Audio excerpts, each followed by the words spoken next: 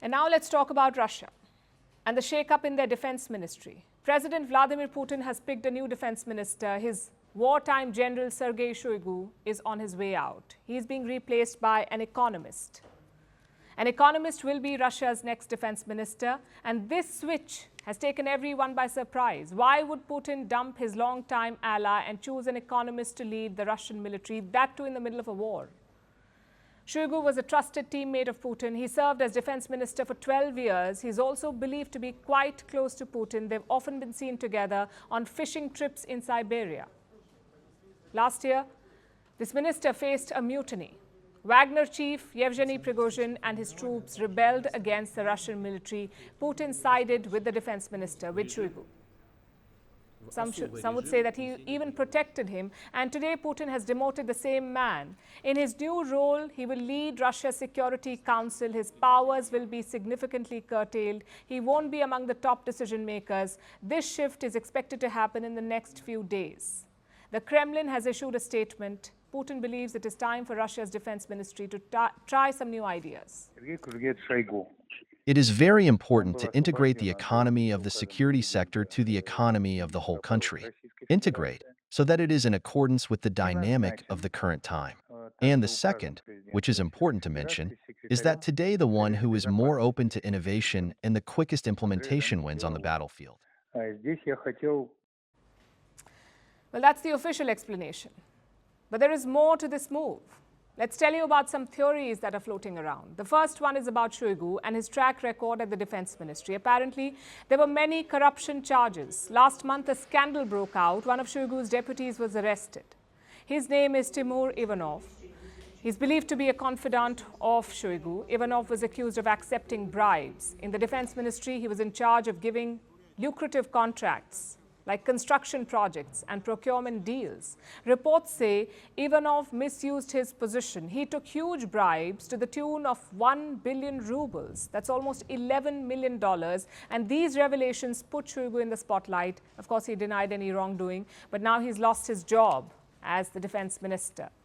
So his removal could be an old-fashioned cleanup, which brings us to his replacement. Andrey Belousov. Not exactly new to the power matrix. Currently, he serves as Russia's deputy prime minister. He too is part of Putin's inner circle. One of his trusted economic advisors. He has no military experience. He has never served in the Russian military. Then why did Putin pick him for the defense minister's job? The answer to that question could lie in data. Let me show you some numbers. This year, Russia will spend $109 billion on defense. That's almost 30% of all expenses on defense. Before the war in Ukraine, defense spending was just 2.6% of Russia's budget, of Russia's GDP rather. Now it has crossed 6%. So defense doesn't just drive the Russian economy, it overwhelmingly now defines it. And Putin is trusting this new pick, Belousov, to put Russia's massive defense budget to good use. He could end up steering Russia's economy, or at least a significant part of it, directly from the defense ministry. Today, he spelled out some of his priorities.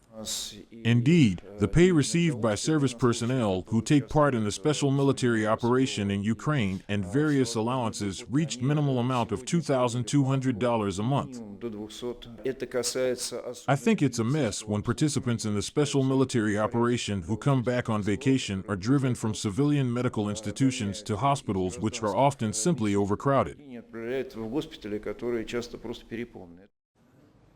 Belousov talked about building homes and hospitals. He also discussed welfare benefits for soldiers fighting the Ukraine war. So Russia's next defense minister is giving some clear signals. They won't slow down in Ukraine. The conflict will continue for as long as Putin desires. Only now they have a new soldier in the war, the Russian economy. Firstpost reports from the world's second largest continent. Hello, I'm Alison Lagrange. A very warm welcome from Durban, South Africa. We get you the news and the newsmakers from Africa. South Africa goes to the polls on the 29th of May. I will track the election and bring you ground reports. Is it the end of the road for the African National Congress? And will former President Jacob Zuma stage a dramatic comeback? From elections to climate change to innovations and opportunities. As the world's attention shifts, we report from Africa, the heart of the global south.